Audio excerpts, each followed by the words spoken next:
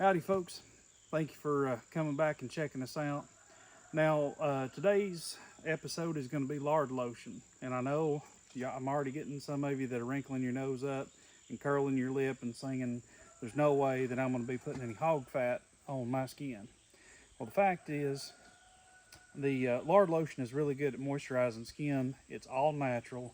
Everything I've got here is food grade. So what that means is that really I wouldn't recommend it, but you could ingest it. So what I've got, the only food grade essential oil I have is lavender, but you could pick any essential oil that you wanted to. Matter of fact, you could use this as a lotion. You can pour it into a solid jar, which I'll explain here in a few minutes, and it can be like a beard balm. It doesn't have to be just lotion. So it can moisturize skin, hair, whatever. If that doesn't convince you, do me a favor. You need to pause the video or watch it all the way through, and when you get done, go into your bathroom or your cabinets, wherever you keep your healthcare products, and your 5 favorite items that you use daily, whatever it is. I want you to flip it over, read the directions, and then down below it, it's going to say the ingredients. And most of them, more often than not, will start with water, but after ingredient 2 or 3, you're going to get the stuff that you can't recognize or pronounce. This is lavender, vitamin E, olive oil, and then we have our lard. And this is the lard that we rendered back 2 videos, I think, and it's a nice pearly white color. But every bit of this you can put in your mouth, swallow, and absolutely have no effects. So that's something to think about. What you're putting on your skin from this store-bought stuff, you have no idea what your skin's actually absorbing. So just a little food for thought. Okay. Now you have 2 options of doing this. You can have it as a solid, like it is in the form of lard right now, or you can whip it, and I'll show you how to do both. But my recommendation is if you're going to use this for your hair, I would say that you would be better off taking and pouring this lotion back into the jar and letting it solidify just like it is right now. If you're going to be using this as a lotion, something you're going to be putting on your skin, then my personal opinion is you're better off whipping it. It seems to go just a little bit further, but it's just a little bit easier as a solid on your hair, and then whipped on your skin. Just my opinion. Your traction may vary on that. While we're doing this, I'll kind of explain what we're talking about, just to give you an idea of that. When I say solid, that's what we're looking at, that type of consistency. It's not like frozen, been in the freezer old ice cream. It's still soft, but it's not exactly whipped either.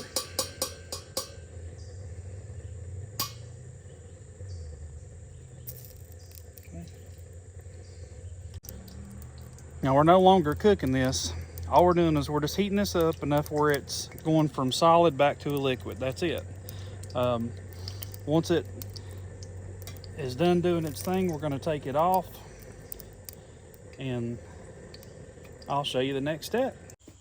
Okay, the basic recipe is for every cup of lard, we're going to be putting a 1/4 cup of olive oil. Now, the recipe that I'm using is just because some of the better oils are, I won't say cost prohibited, but it just makes more sense for me to just use olive oil. And it's basically, from what I've gathered, is it's a carrier oil for your essential oil. If you just put just the essential oil and the lard together, it doesn't quite do as well. So every cup of lard, 1/4 cup of olive oil. So we'll mix up what we got, and I'll be right back with you. All we're doing is, this is our liquefied lard. That's what it looks like. So we're going to measure out how many cups we got, and then add our olive oil according to our ingredients.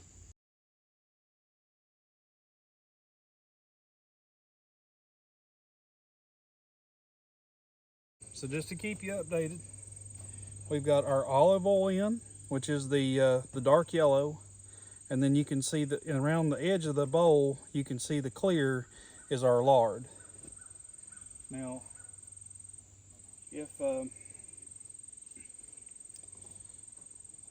if you wanted to stop right here, technically,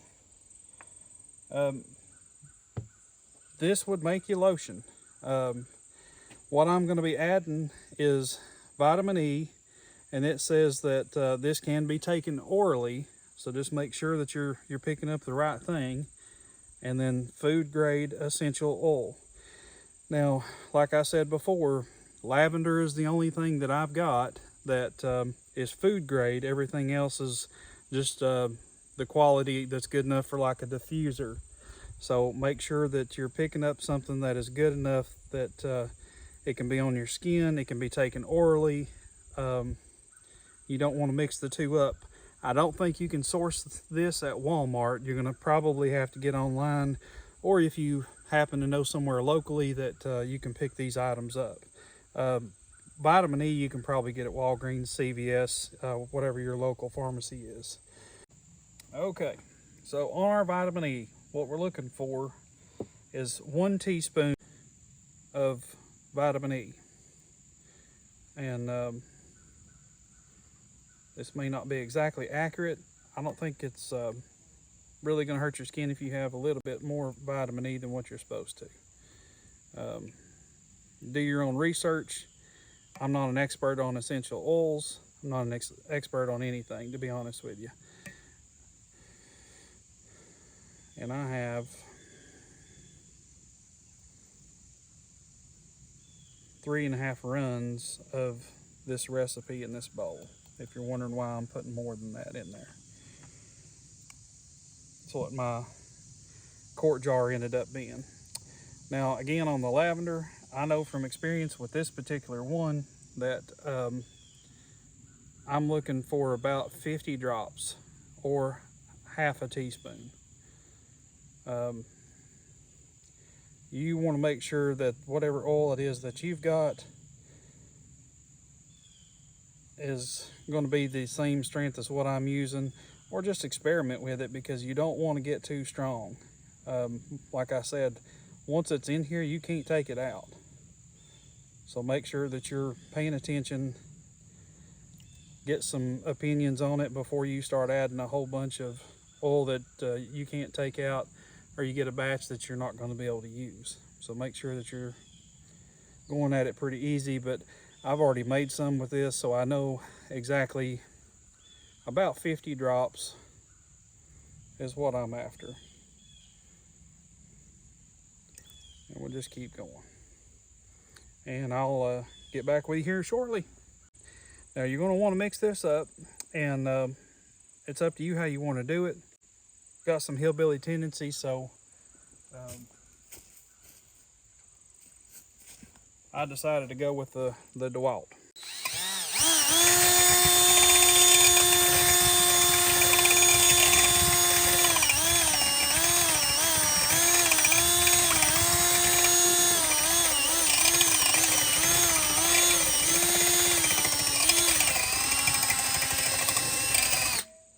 Now at this point, this mixture is overwhelmingly lavender over the smell I was getting faint hints of earlier. So just if you're worried about smell, don't worry about it. That's what the essential oil is there for.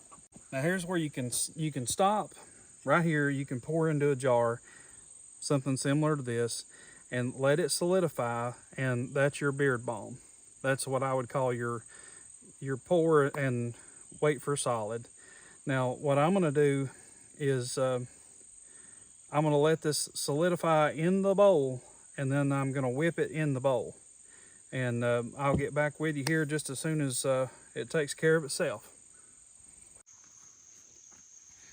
Alrighty, folks. So we have finally got towards the end of this. If you're looking to solidify this a little bit quicker, the best thing I can tell you to do is to put it in a cold place, whether it be refrigerator or freezer, and that should take care of it for you. So what we got to do is, you can see the consistency here. When I put my finger to it, I'm just getting clear off of it. This is what it would look like if you just poured it straight in the jar and used this as a balm. A little goes a long way, so it wouldn't take much to just swipe in the jar, rub your hands together, run it through your beard, and you would have a nice shiny beard, and it'd be moisturized. The longer your beard gets, the more moisture you need. But what we're going to do is just whip it, and we'll try to do it real slow. You can see the consistency's changing a little bit.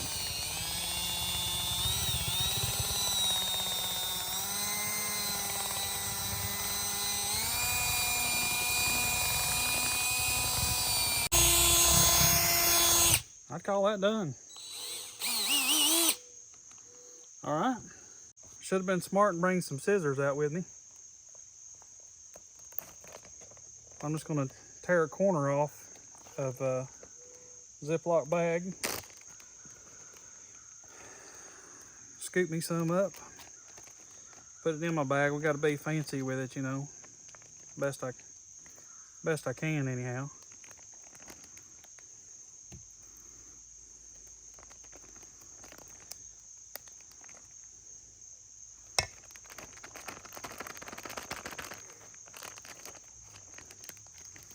And just work that down to your corner that you removed.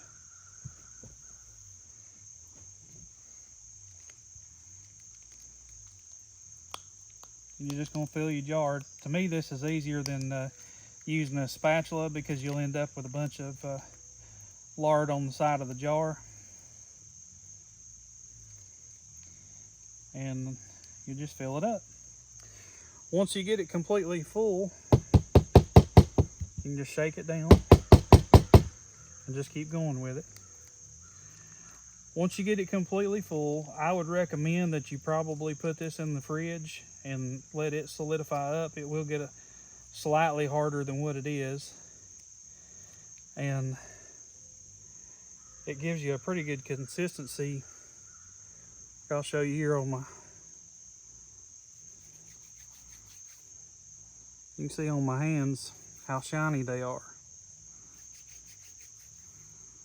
You just run that through your beard. Rub it on those dry places, wherever that may be. And it's 100% natural. I'm not going to claim it is, but I would assume this would be safe for children, toddlers at least. I don't know about infants, but with it being completely natural, you can definitely talk to your doctor about it. But I would probably trust this more than I would store-bought stuff. But anyway, that's pretty much it. And that is technically edible if you wanted it to be. Alrighty, folks. Well, that about wraps it up. It's makes a good beard balm, makes a good lotion. You can make some for yourself and give it a try. I would recommend that you start out with a small batch, work your way up to see if you're going to like it. That way you're not stuck with a bunch of it if you don't like it. But it's a good alternative to store-bought. I don't know that it's cheaper, depending on how you source your lard. If you're raising hogs yourself, then it may be a lot cheaper. But just remember that I'll do my best to help you with any questions you got about it. I'm no expert, but just leave me a comment down below. Please like, share, subscribe, whatever you feel like you need to do. Comments is what helps the channel grow, if you didn't know that. So please leave me a comment. I will definitely thank you for watching it. Thank you for liking it. And just remember that I love you, God loves you, and there's nothing you can do about it. Have a blessed day.